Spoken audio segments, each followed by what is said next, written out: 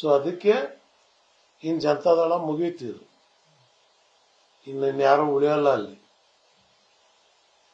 Tent cinema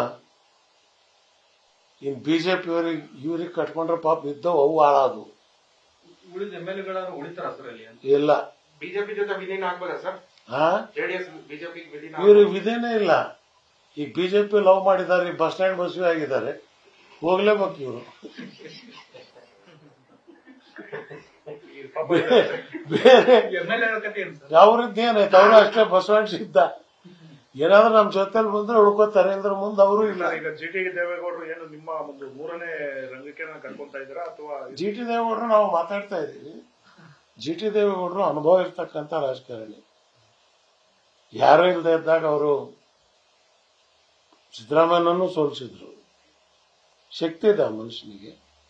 ಸಿದ್ದರಾಮಯ್ಯನ ಜೊತೆಗೂ ಚೆನ್ನಾಗಿದ್ದಾರೆ ಅವರು.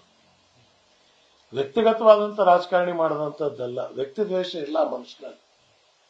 ಸಿದ್ಧಾಂತಕ್ಕೋಸ್ಕರವಾಗಿ ಆ ಸಮಾಜನ ಕಟ್ಕೊಂಡು ಹೋರಾಟ ಮಾಡಿ ಬಂದಿರತಕ್ಕಂಥವ್ರು. ಆದ್ರೆ ಅವರಿಗೂ ಕೂಡ ಕುಮಾರಸ್ವಾಮಿ ಮೂಲ ಗುಂಪು ಮಾಡಿಬಿಟ್ರು. ನೀವು ಮೂರನೇ ರಂಗ ಏನಾದ್ರು ಕಟ್ಟಿದ್ರೆ JDS MLA ಬರ್ತಾರ ಸರ್? ಬೇರೆ ವಿಧಿನೇ ಇಲ್ವಲ್ರಿ, ಎಲ್ಲಿ ಹೋದಾರು? ಇಲ್ಲ ಬಿಜೆಪಿ ಹೋಗ್ಬೇಕು. ಅವ್ರು ಬಿಜೆಪಿ ಹೋದ್ರೆ ಅಲ್ಲಿ ಏನಿಲ್ಲ ಅಂತ ಗೊತ್ತಿದೆ ಅವರಿಗೆ. ಅವ್ರಿಗೆ ಉಳಿದಿರ್ತಕ್ಕಂಥ ಒಂದೇ ಒಂದು ಮಾರ್ಗ ಅಂತ ಹೇಳಿದ್ರೆ ಬಸವ ತತ್ವಕ್ಕೆ ಬರ್ಬೇಕು. ಕಾಂಗ್ರೆಸ್ ಇಂದ ಬರೋರಿದಾರ ಸರ್?